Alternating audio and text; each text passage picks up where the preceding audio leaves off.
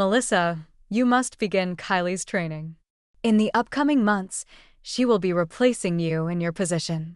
My pulse thumping with shock, I gazed directly at Gerald Price and his buddy. This was how my dedication to Eastgate Manufacturing Group was being returned after 12 years of devoted work. As she examined her manicured nails and twirled her blonde hair around her finger, the woman sitting next to him couldn't have been older than 25.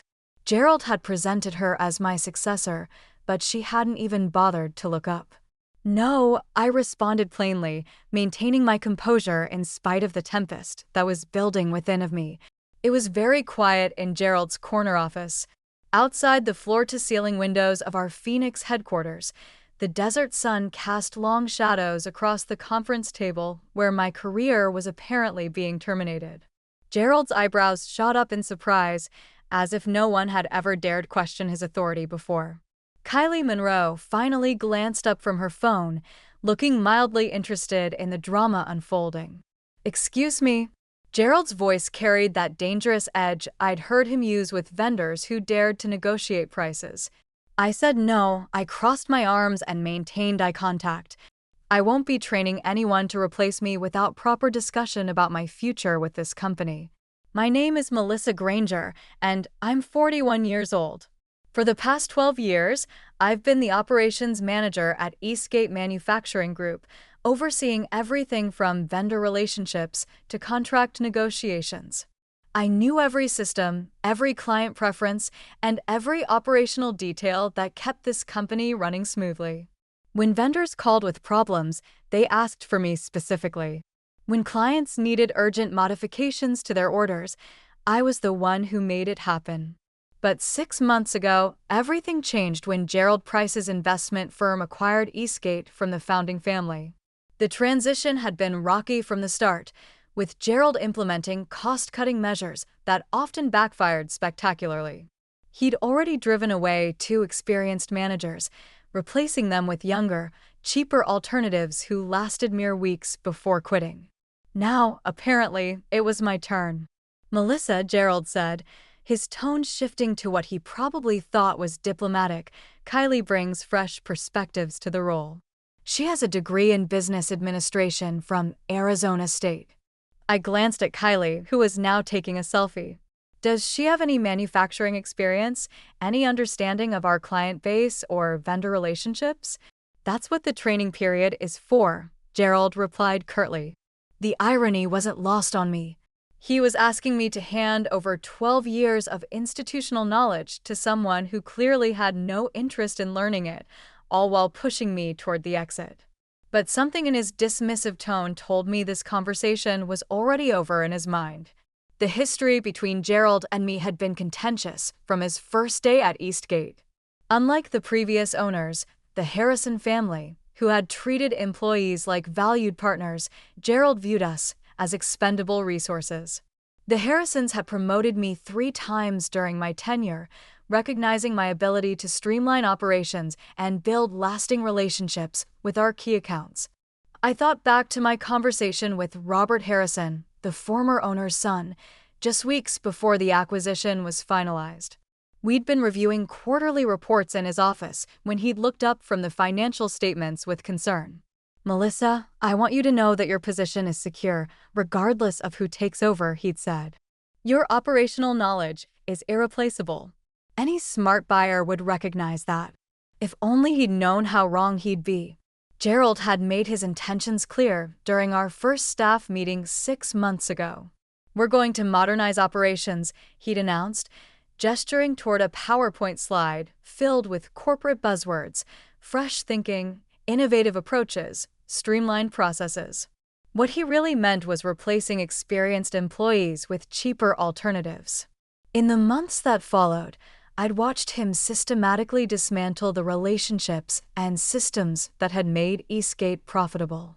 He'd alienated our biggest client, Morrison Industrial, by attempting to renegotiate contracts that had been carefully structured over years. He'd switched to cheaper suppliers without understanding the quality implications, resulting in 2 major product recalls. Through it all, I'd tried to guide him, sharing insights about client preferences and industry best practices. But Gerald had made it clear that he wasn't interested in learning from the existing team. He wanted to implement his own vision, regardless of the consequences. The breaking point had come last week when I discovered his relationship with Kylie. She'd been hanging around the office for months, initially introduced as a consultant reviewing our operations. But office gossip travels fast, and it became obvious that their relationship extended far beyond professional boundaries. She'd been seen leaving his apartment building, accompanying him to business dinners, and now, apparently, being groomed to take over my position. I'd noticed her complete lack of interest during the few meetings she'd attended. While I was explaining complex client requirements, she'd been texting or examining her reflection in her phone screen. When vendors called with technical questions, she'd immediately transferred them to me without attempting to understand the issues. The woman Gerald wanted me to train couldn't distinguish between different types of manufacturing processes, had never read a contract, and seemed to think our biggest client was a clothing company rather than an industrial supplier. But she was young, attractive, and, more importantly, she was his. "Melissa, I think you're overthinking this," Gerald continued, snapping me back to the present moment. "Kylie is eager to learn, and your experience would be invaluable in getting her up to speed." I looked at Kylie again, who was now applying lip gloss while ignoring our conversation entirely. The request wasn't just professionally insulting, it was a slap in the face to everything I'd built at this company. The realization hit me like a cold wave as I sat in that office, watching Gerald's expectant expression and Kylie's complete disinterest. This wasn't a training opportunity, it was a systematic replacement. He wanted me to hand over 12 years of institutional knowledge, client relationships, and operational expertise to his mistress, then gracefully fade into obsolescence. "What happens to my position after the training period?" I asked, though I already suspected the answer. Gerald's slight hesitation confirmed my fears. "We'll evaluate the organizational structure as we move forward. There might be opportunities in other departments." Translation: I'd be demoted, sidelined, or eliminated entirely once Kylie had extracted everything she needed from me. I thought about the Morrison Industrial contract I'd personally negotiated last year, securing a 3-year deal worth $8 million. I remembered staying late countless nights to resolve shipping complications, personally calling suppliers to expedite urgent orders, and building relationships with purchasing managers who trusted my word above any written contract. Now Gerald wanted me to hand all of that over to someone who couldn't be bothered to look up from her phone during a career-defining conversation. "I need time to consider this," I said, standing up from my chair. "There's nothing to consider," Gerald replied, his tone turning sharp. "This is a directive, not a request. Kylie starts shadowing you tomorrow morning." The finality in his voice crystallized everything. This wasn't a discussion or negotiation, it was an ultimatum: train my replacement or face the consequences. I looked around the office that had become so familiar over the years, the awards on the walls recognizing Eastgate's operational excellence, achievements I'd played a significant role in earning, the framed photographs of company milestones, including the groundbreaking ceremony for our new facility that I'd helped plan and coordinate. Gerald was willing to throw all of that institutional knowledge away for the sake of his personal relationship. He was gambling the company's operational stability on someone who had never worked a day in manufacturing, never dealt with the complexities of supply chain management, and never felt the pressure of meeting client deadlines. "I understand your position perfectly," I said, my voice calm but resolute, and my answer remains the same. "No, I will not train Kylie Monroe to replace me." Gerald's face flushed red. "Melissa, I don't think you understand the situation. This company is moving in a new direction, and if you can't adapt, then you'll need to find someone else to implement that direction," I interrupted, meeting his glare without flinching. Kylie finally looked up from her phone, seeming to realize that the conversation had taken a serious turn. "Is there a problem?" she asked, her voice carrying the entitled tone of someone who had never faced real consequences. The problem, I thought to myself, was that Gerald Price was about to learn exactly how much he'd taken for granted. But that lesson would come later. 2 hours later, I was sitting in human resources with my termination papers spread across the table. Gloria Henderson, the HR director who had processed my promotion paperwork 3 times over the years, looked genuinely uncomfortable as she slid the documents toward me. "Melissa, I want you to know this wasn't my recommendation," she said quietly, glancing toward the door as if Gerald might be listening. "Your performance reviews have been exceptional, and your operational knowledge is, well, it's irreplaceable." I scanned the termination letter, noting the carefully worded language about organizational restructuring and strategic realignment. No mention of my refusal to train Kylie, no acknowledgement of my 12 years of service, and, most insulting of all, no severance package. "Effective immediately?" I asked, pointing to the date. Gloria nodded reluctantly. "Gerald wants a clean transition. Kylie will be starting in the operations department tomorrow morning." The absurdity of the situation struck me. They were terminating the person who actually knew how to run operations while installing someone who couldn't tell the difference between a purchase order and a shipping manifest. It was corporate suicide disguised as innovation. "I'll need to collect my personal items," I said, standing up. "Of course. Security will escort you to your office." The walk back to my office felt surreal. James, the security guard who'd greeted me every morning for 8 years, looked embarrassed as he accompanied me down the familiar hallway. Other employees watched from their cubicles, whispering among themselves. Word traveled fast in a company this size. At my desk, I began packing 12 years of accumulated memories, photos from company retreats, awards for operational excellence, thank you cards from grateful clients. But more importantly, I discreetly copied key operational documents onto a portable drive, procedures I'd developed, client contact lists I'd maintained, and vendor relationships I'd cultivated. Technically, this information belonged to me as much as the company. I'd created most of these processes from scratch, building systems that transformed Eastgate from a struggling manufacturer into an industry leader. If Gerald wanted to discard my contributions, he couldn't expect me to leave behind everything I'd built. My computer password was still active, giving me access to files that contained detailed information about client preferences, supplier relationships, and operational procedures that existed nowhere else. The Morrison Industrial account alone required knowledge of specific quality control measures, shipping protocols, and communication preferences that I'd documented but never formally transferred to company databases. As I worked, I could see Kylie through the glass partition, sitting in the conference room with Gerald while he showed her organizational charts. She was nodding absently while scrolling through her Instagram feed, clearly more interested in her social media than understanding the business she was supposedly ready to manage. "Take your time," James said quietly. "This whole situation is ridiculous." Even the security staff could see the insanity of what was happening. Experienced employees don't just materialize overnight, and operational expertise can't be downloaded like software. Gerald was about to learn that lesson the hard way.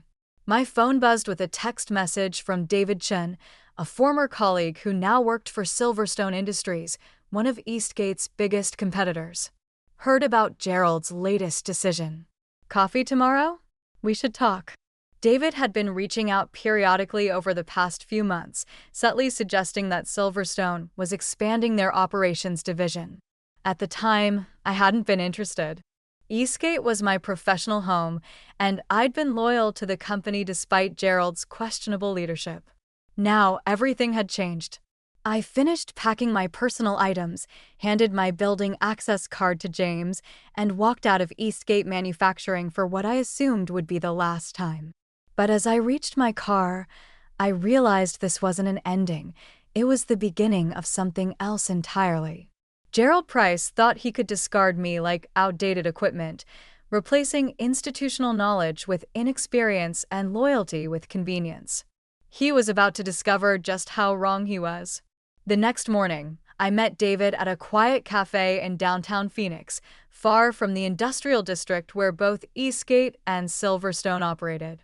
He was already waiting when I arrived, scanning the morning news on his tablet while sipping coffee.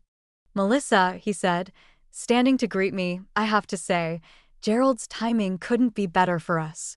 David had been Eastgate's supply chain manager before leaving 3 years ago to join Silverstone Industries. He tried to convince me to follow him then, but I'd been committed to seeing through some major projects with the Harrison family. Now, sitting across from him in the morning sunlight, I wished I'd listened. "Tell me about the position," I said without preamble. "Director of Operations, reporting directly to the CEO, salary increase of 30% over what you were making at Eastgate, plus performance bonuses tied to client acquisition and retention." He slid a folder across the table. "We've been tracking Eastgate's struggles since Gerald took over. Some of their biggest clients have been expressing concerns about service quality and operational consistency." I opened the folder to find a detailed job description that seemed tailored specifically to my experience. Silverstone was planning an aggressive expansion into the same market segments where Eastgate had traditionally dominated. They needed someone who understood not just the technical aspects of manufacturing operations, but the relationship management that kept clients satisfied. "There's something else," David continued, lowering his voice. "Morrison Industrial has been in preliminary discussions about moving their account.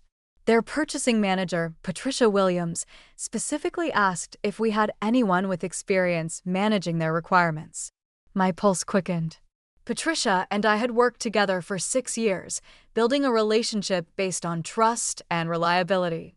Morrison's account represented nearly 20% of Eastgate's annual revenue, and Patricia had always valued the personal attention I provided to their complex orders.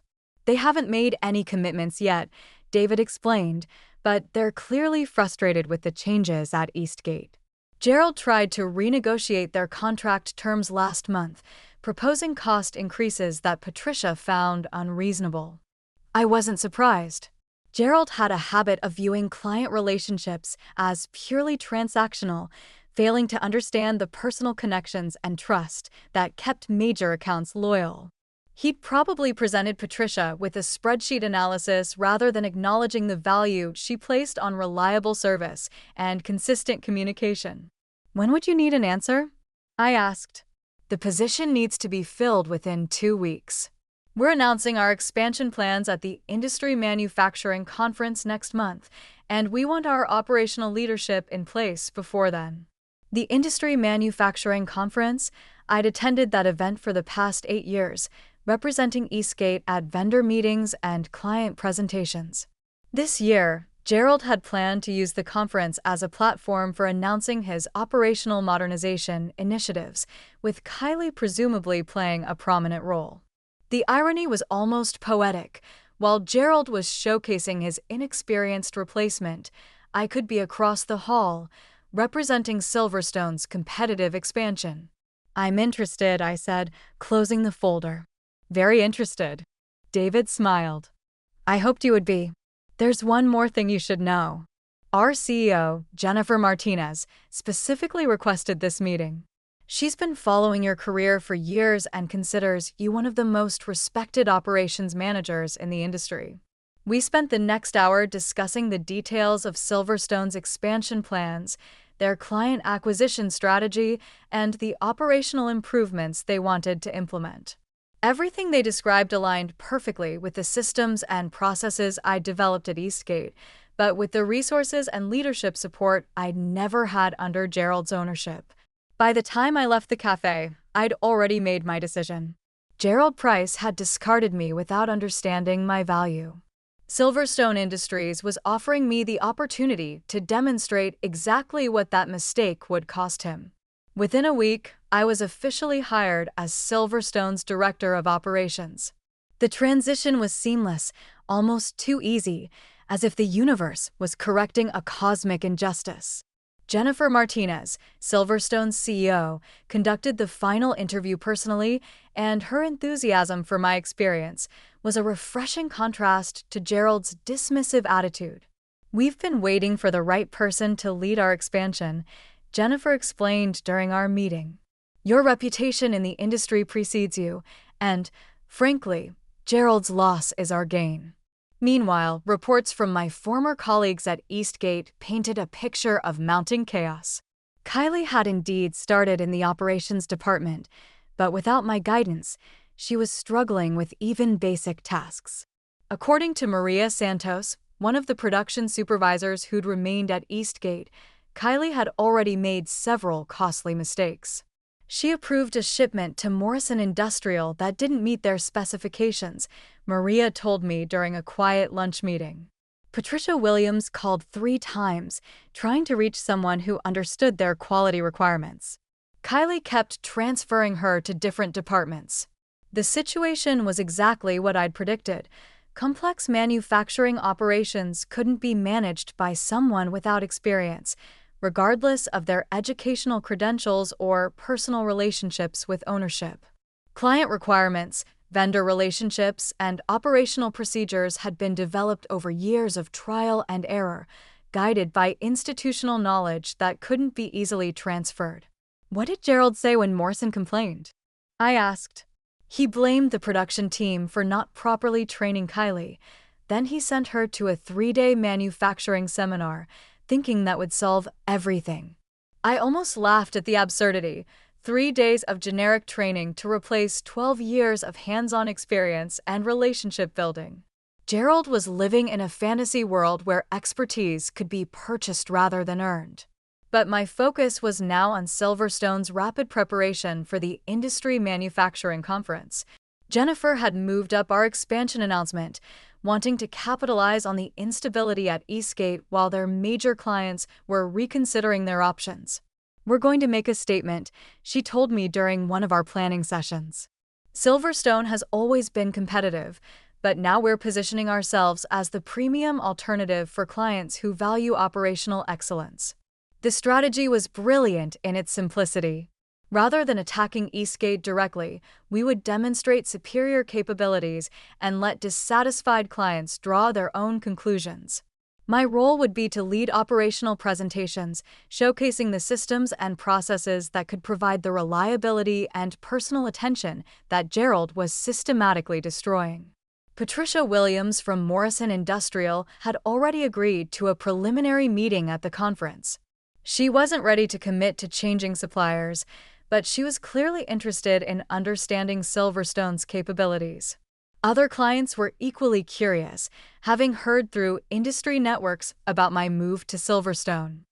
2 weeks before the conference, I received an unexpected call from Gloria Henderson at Eastgate's HR department.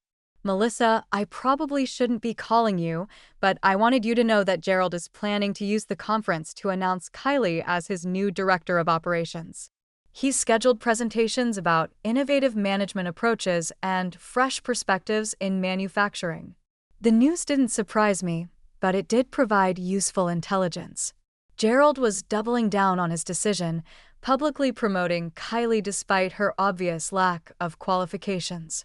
He was betting his company's reputation on someone who couldn't handle basic client interactions, let alone strategic operational management. "Thank you for the heads up," I told Gloria. "Melissa, I hope you know that most of us never supported what happened. Gerald made that decision on his own." As I hung up the phone, I realized that the Industry Manufacturing Conference would become much more than a professional gathering. It would be the stage where Gerald's arrogance finally met its consequences and where my 12 years of expertise would find its proper appreciation. The morning of the Industry Manufacturing Conference, I stood in the lobby of the Phoenix Convention Center, wearing my best navy suit and carrying the confidence that comes from knowing you're exactly where you belong.